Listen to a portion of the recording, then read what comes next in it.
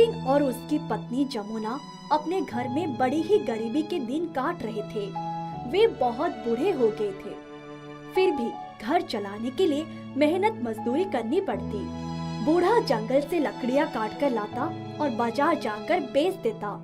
बूढ़ी किसी तरह से घर का काम निपटाती। उनकी कोई संतान नहीं थी। दोनों एक दूसरे का सहारा थे। अगर किसी को हल्की सी खांसी भी आ जाती तो दूसरा परेशान हो जाता। एक दिन रामदीन को हल्का बुखार था।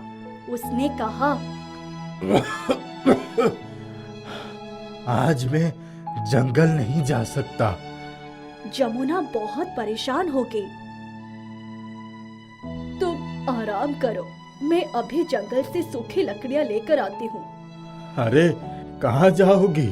कहीं कोई जानवर आ गया तो घुटनों के दर्द की वजह से भाग भी नहीं पाओगी।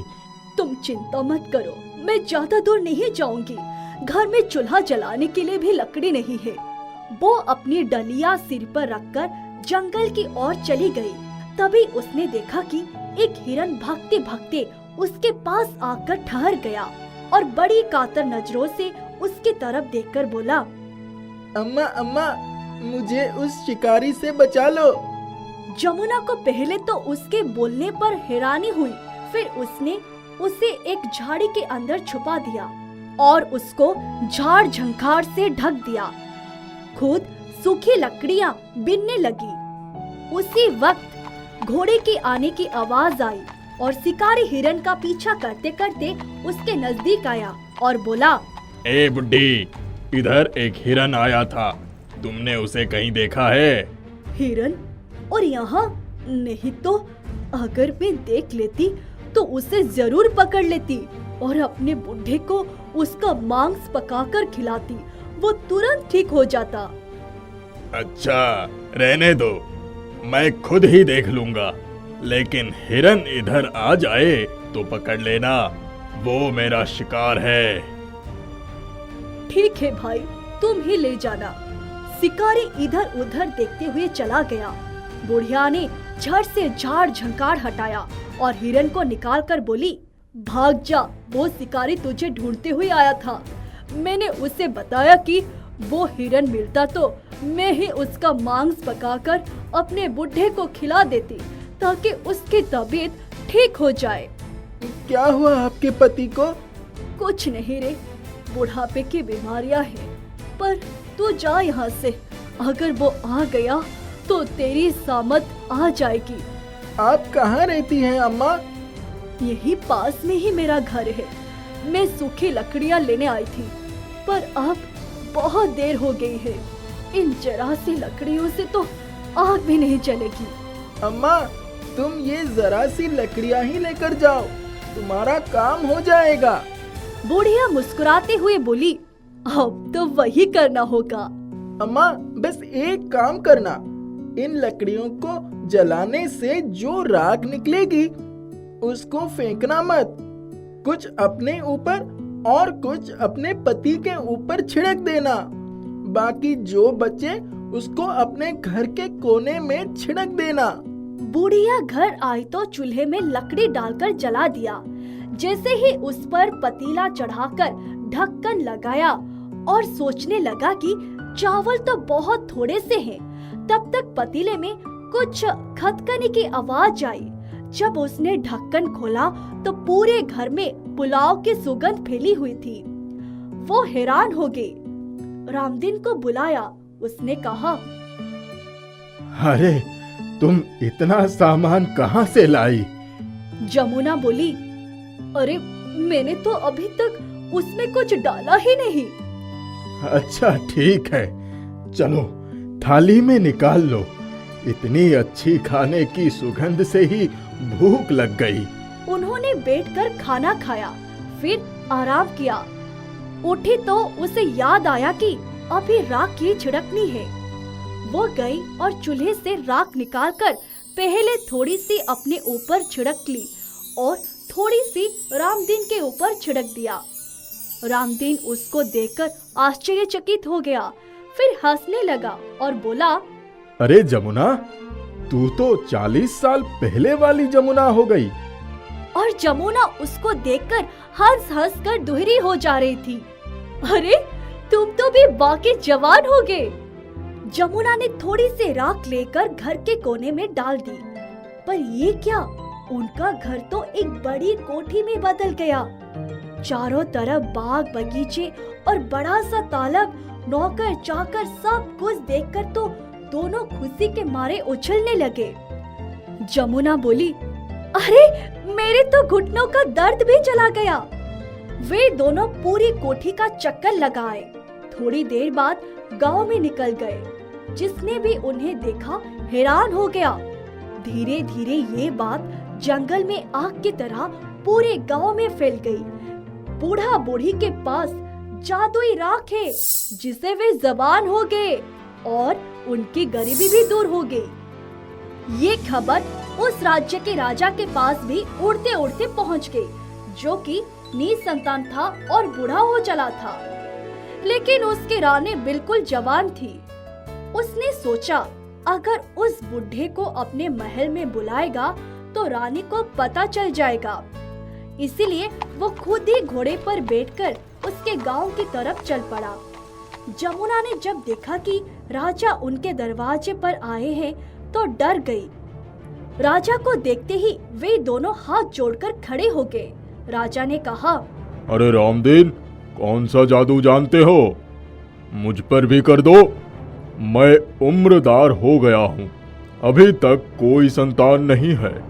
जमुना चुपचाप गई और थोड़ी सी राख लाकर राजा के ऊपर छिड़क दी। राजा जवान हो गए। राजा ने अपनी जेब से सोने की अस्प्रियों की एक थैली निकाली और दे दिया। अगर मेरी कोई संतान हो गई तो मैं तुम्हें सोने से तोल दूंगा, लेकिन ये राज किसी से मत बताना।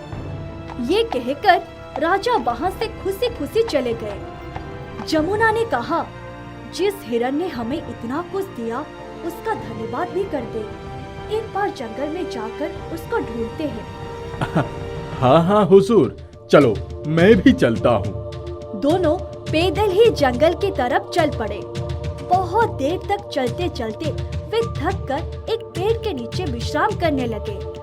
तभी वो हिरन उनके पास आकर बोला, अम्मा, आप ठीक हैं? जमुना एकदम से चौंक गई। वो उसको गले से लिपटा कर बोली, तू कौन है रे? तेरी जान बचाने का इतना बड़ा इनाम मिलेगा ये तो सोचा ही नहीं था। अम्मा, आपको एक काम और करना है। वही राख मेरे ऊपर भी छिड़क दो।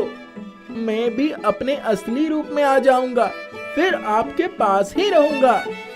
जमुना ने झट से अपने बटुओं में से वो डिब्बी निकालकर राख हिरन के ऊपर छिड़क दी। वो हिरन तुरंत एक सुंदर नौजवान में बदल गया और जमुना के गले से लिपट गया। रामदीन और जमुना दोनों अपने नए बेटे के साथ घर आ गए। उनका जीवन खुशियों से भर गया। 1 साल बाद ही उधर राजा के यहाँ एक बेटे ने जन्म लिया। राजा ने बहुत बड़ी दावत दी।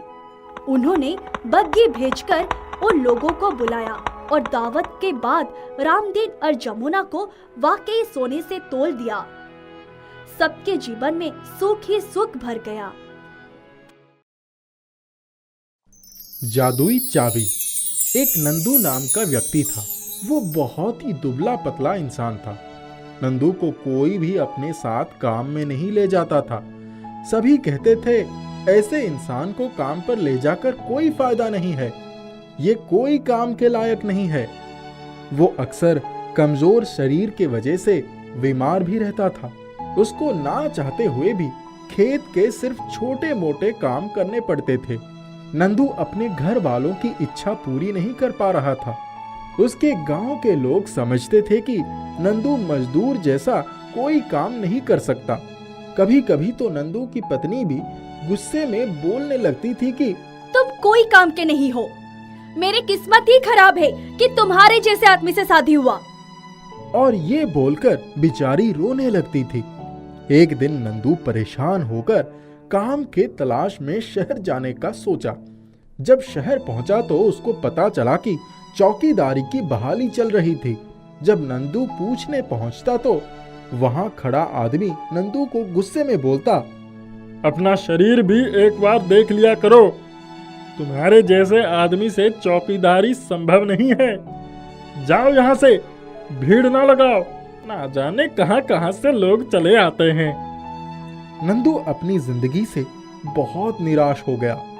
वो सोचने लगा, मुझे अब जीना ही नहीं है। भगवान ने मुझे ही ऐसा क्यों बनाया? दुनिया का सबसे बेकार आदमी शायद मैं ही हूँ। ये सोचते हुए अपने गांव की तरफ लौटने लगा। गांव लौटते वक्त वो एक घनी जंगल में पहुंच गया। वो अपनी जीवन से इतना निराश था कि वो अपना आपा खो चुका था। उसे समझ ही नहीं आ रहा था कि वो जा कहाँ रहा है। अचानक उसकी नजर एक कुएं पर पड़ी। उसने बिना कुछ सोचे समझे कुएं के पास जाते ही कुएं में छलांग लगा दिया। उसे जब तक होश रहा उसने देखा कि कुएं के अंदर जा रहा था। फिर वो बेहोश हो गया। जब नंदू को होश आया तो उसको पता चला कि वो एक जादुई नगरी में आ गया है। नंदू एक खाट पर सोया था और नंदू यहाँ जादुई महल का रखवाली करने का काम करता था। जादुई महल के हर दरवाजे की ताला का चाबी एक ही था, जिसका नाम था जादुई चाबी। उसको नंदू को संभालना होता था। इस दुनिया के सारे लोग नंदू को देखने आए थे। सब पूछ रहे थे, तुम कहाँ चले गए थे नंदू? नंदू इधर उधर देख रहा था मगर कुछ बोल नहीं पा रहा था, क्योंकि नंदू को इंसानी दुनिया की कोई बात याद नहीं था। बस इसी दुनिया की सारी बातें याद था। नंदू को फिर से जादुई महल का जादुई चाबी दे दिया गया और नंदू जादुई महल का रखवाली करने लगा। नंदू को इंसानी दुनिया की कोई भी बात याद नहीं थी। नंदू का काम था सुबह में जादुई महल के सारे दरवाजे खोलना और शाम में बंद करना। मगर एक ऐसा दरवाजा था जिसको खोलना मना था। नंदू रोज उस दरवाजे को खोलना चाहता था मगर नहीं खोल पाता था। अचानक एक दिन शाम में सारे दरवाजे बंद करके नंदू उस दरवाजे को खोलने आया। इस बार वो दरवाजा एक बार में ही खुल गया।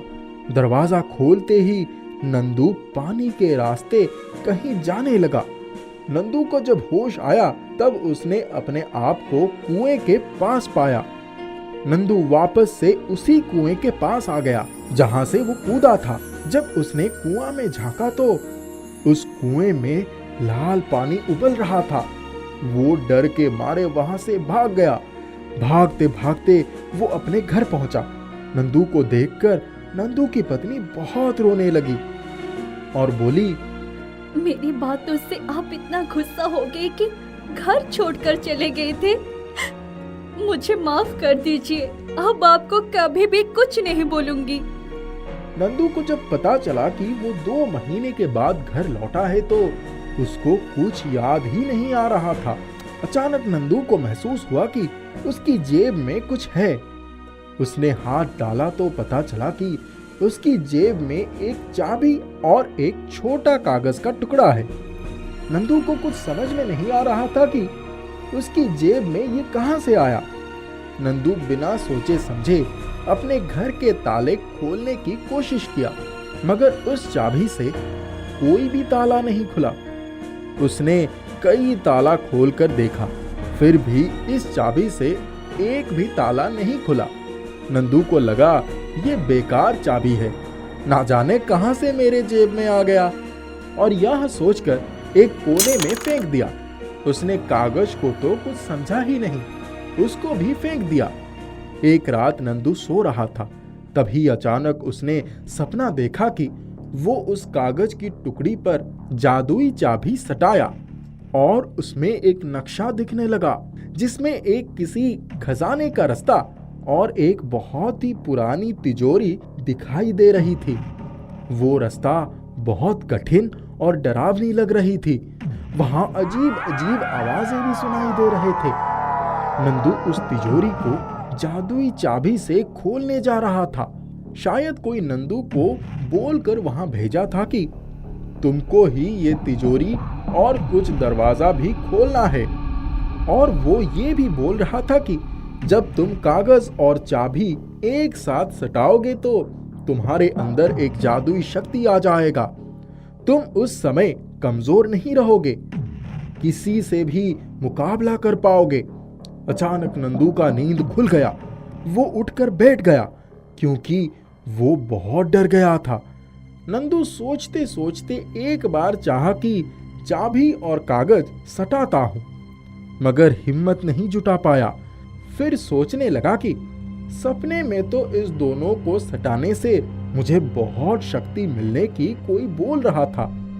यही सोचकर उसने चाबी और कागज सटा दिया। तभी उसके सामने एक सुनसान जगह का दृश्य चलने लगा, जिसमें साफ साफ दिखाई दे रहा था कि नंदू को इस सुनसान जगह पर जाकर खजाने से पैसे और धन लाकर गांव के गरीबों का हालत सुधारना है और कुछ दरवाजे भी खोलना है, जिसमें कुछ परियां और ऋषियों को कुछ शैतान बंद करके रखे हैं। नंदू के पास अब इतना ताकत और हौसला था कि उसका डर भाग चुका था। वो नक्शे के अनुसार उस अनजानी सुनसान जगह पर पहुंचता है। काफी शैतानी हमले के बावजूद नंदू तिजोरी को जादुई चाबी से खोल देता है और उस दरवाजा को खोलने जाता है जिसको नक्शे में देखा था। वहां जाते ही एक खतरनाक आत्मा नंदू को एक हाथ से उठा के दूर फेंक देता है।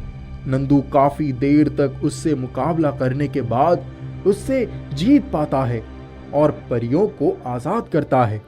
फिर कुछ ऋषियों को भी कैद खाने से आजाद करता है। अब खजाने से बहुत सारे धन लेकर नंदू अपने गांव आ जाता है। फिर खेती करके नंदू अधिक से अधिक अन्न उपजाऊ करने लगता है। उपजाऊ के बाद बराबर बराबर अनाज गरीब मजदूरों में बांट देता है। इससे नंदू का नाम गरीबों का मसीहों में गिने जाने लगा और नंदू सारे गरीबों को इतना जमीन बांट कर दे दिया कि गांव के मजदूर अपने जमीन में ही खेती करने लगे और सालों के लिए अनाज एकत्रित करने लगे।